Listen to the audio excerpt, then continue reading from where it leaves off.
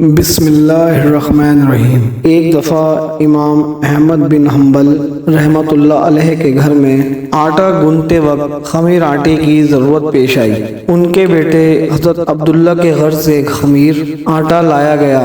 جب روٹی پک گئی تو امام احمد کو بذریعہ ایک کشف معلوم ہوا کہ روٹی متشوبہ ہے۔ گھر والوں سے دریافت فرمایا تو گھر والوں نے پورا قصہ سنا دیا۔ امام احمد بن حنبل رحمۃ اللہ علیہ نے روٹی کھانے سے انکار کر دیا اور نہ کھانے کی وجہ بیان فرمائی کہ میرا بیٹا قاضی ہے جسے بیت المال سے وظیفہ ملتا ہے۔ امام احمد بن حنبل رحمۃ اللہ علیہ کی رائے میں سرکاری خزانے کا مال مشکوک تھا، یعنی اس کا حلال ہونا یقینی نہیں تھا، اور ایسے مال کا کھانا اور استعمال کرنا اگرچہ عام لوگوں کے لیے جائز ہے، لیکن امام احمد بن حنبل جیسے عظیم المرتبہ لوگ اس سے پرہیز کرتے تھے، اور آپ کے بیٹے عبداللہ نہایت متقی اور تقوی پرست انسان تھے۔ تقوی کا یہ عالم تھا کہ رات کو اپنے گھر میں سونے کے بجائے والد محترم کے گھر کے دروازے کے قریب لیٹتے کہ شاید والد محترم کو رات کے کسی حصے میں میری ضرورت پڑے۔ بہرحال جب امام احمد بن حنبل نے روٹی میں شبہ ظاہر کیا تو گھر والوں نے پوچھا کیا یہ روٹی مساکین کو دے دیں؟ فرمایا ہاں دے دو، لیکن دیتے وقت یہ عیب ضرور بیان کرنا۔ چنانچہ گھر والوں نے جب وہ روٹی مساکین کو دینی چاہی تو انہوں نے بھی وہ روٹی کھانے سے انکار کر دیا۔ گھر والے سب پریشان ہو گئے۔ انہوں نے بھی امام احمد بن حنبل رضی اللہ تعالیٰ عنہ سے مشورہ کیے بغیر وہ روٹی دریا میں بہا دی۔ امام احمد کو جب اس بات کا علم ہوا تو امام احمد بن حنبل رحمۃ اللہ علیہ نے اپنی ساری زندگی مچھلی کھانا چھوڑ دی کہ شاید مچھلیوں نے بھی وہ متشبہ روٹی کھائی ہوگی۔ پہلے زمانے میں صرف مرد ہی تقوی اختیار نہیں کرتے تھے، اس زمانے کی عورتیں بھی بہت زیادہ پارسا ہوتی تھیں۔ عورتوں کے تقوی کا بھی قصہ سن لیجئے۔ امام احمد بن حنبل رحمۃ اللہ علیہ کے بیٹے کا نام عبداللہ تھا۔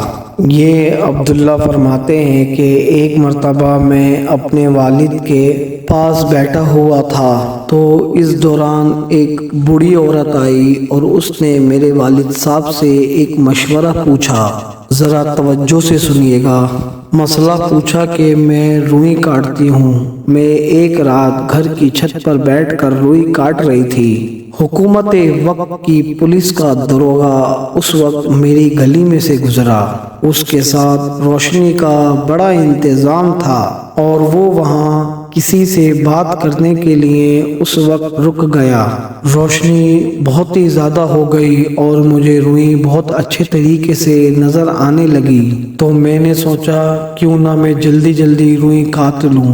چنانچہ میں نے جلدی جلدی روئی کاٹی۔ جب وہ داروغہ چلا گیا تو بعد میں مجھے خیال آیا کہ ان کا پیسہ تو متشبہ ہوتا ہے اور میں نے ان کی روشنی سے فائدہ اٹھایا ہے۔ اب یہ روئی میرے لیے جائز ہے کہ نہیں؟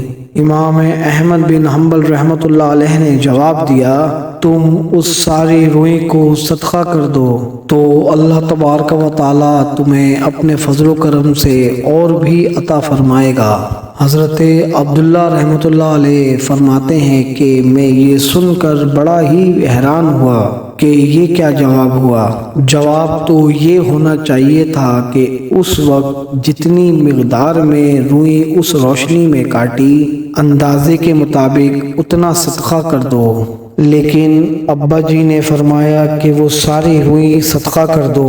اس کے بعد وہ عورت وہاں سے چلی گئی۔ کہتے ہیں کہ 3-4 دن کے بعد وہی بوڑھی عورت پھر آئی اور کہا کہ جی میں نے امام صاحب سے ایک مسئلہ پوچھنا ہے۔ چنانچہ وہ امام احمد بن حنبل رحمۃ اللہ علیہ کی بارگاہ میں پھر حاضر ہوئی اور اپنا مسئلہ پوچھنے لگی کہ میں رات کو چراغ کی روشنی میں روئی کاٹتی ہوں تو کبھی کبھی چراغ کا تیل ختم ہو جاتا ہے تو میں چاند کی روشنی میں روئی کاٹنے بیٹھ جاتی ہوں۔ چراغ کی روشنی میں روئی صاف نظر آتی ہے اور چاند کی روشنی میں مجھے روئی صاف نظر نہیں آتی، اور مجھے بتائیں کہ جب میں گاہک کو روئی بیچوں تو کیا مجھے گاہک کو بتانا پڑے گا کہ یہ چراغ کی روشنی میں روئی کاٹی گئی ہے اور یہ چاند کی روشنی میں؟ تو امام صاحب نے فرمایا کہ ہاں تمہیں بتانا پڑے گا۔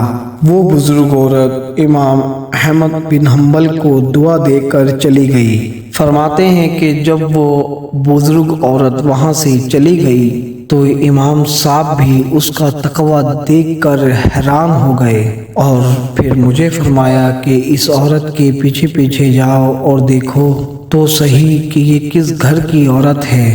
حضرت عبداللہ فرماتے ہیں کہ جب میں پیچھے پیچھے گیا تو بی شرافی رحمۃ اللہ علیہ کے گھر میں داخل ہو گئی۔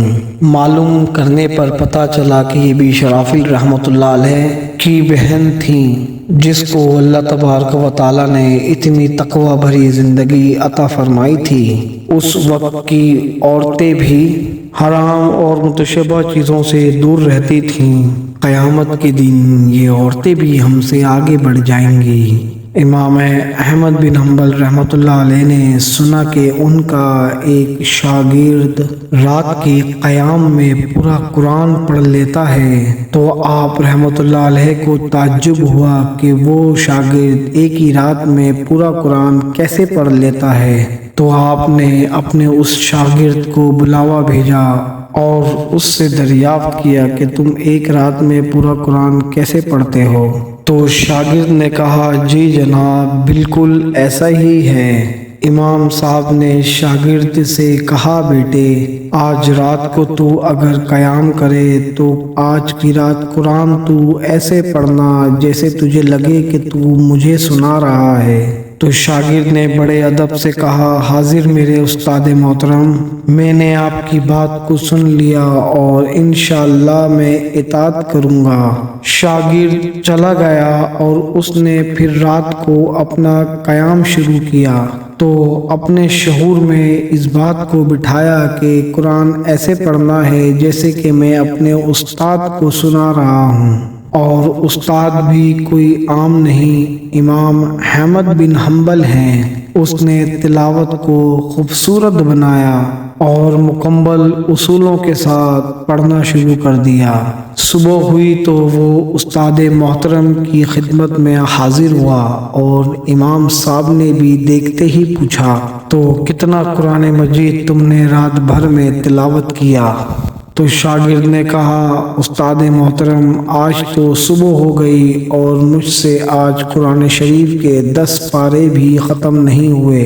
میرے بیٹے، اگر آج کی رات بھی تو قیام کرے تو آج بھی قرآن ایسے پڑھنا جیسے تو میرے محبوب سرور دو عالم صلی اللہ علیہ وآلہ وسلم بذات خود موجود ہیں اور تو انہیں سنا رہا ہے۔ شاگرد چلا گیا اور اس نے پھر رات کو قیام شروع کیا، اور ایک بار پھر شعور میں اپنے اس بات کو بٹھایا کہ وہ تلاوت سرکار دو جہاں صلی اللہ علیہ وآلہ وسلم کے سامنے کر رہا ہے، اور آپ صلی اللہ علیہ وآلہ وسلم وہ قرآن سن رہے ہیں۔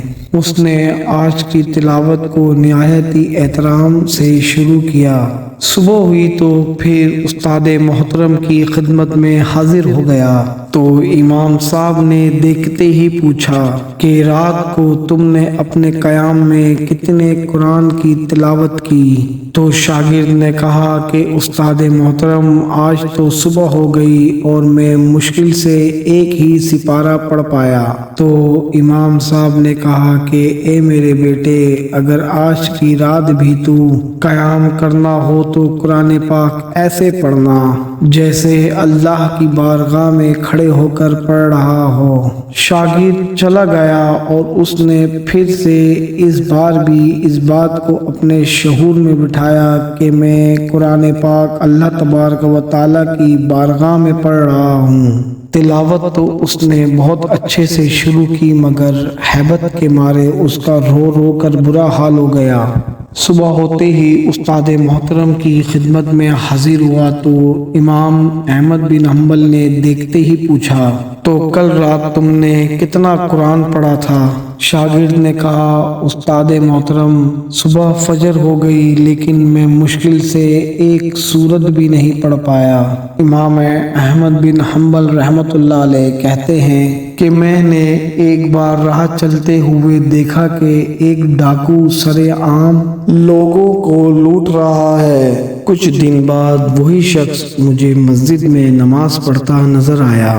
میں اس کے پاس گیا اور اسے سمجھایا کہ تمہاری یہ کیا عادت ہے؟ اللہ کے ساتھ معاملہ یوں طے نہیں کیا جاتا کہ ایک طرف تو تم لوگوں کو لوٹو اور دوسری طرف تمہاری نماز اللہ کو پسند آتی رہے۔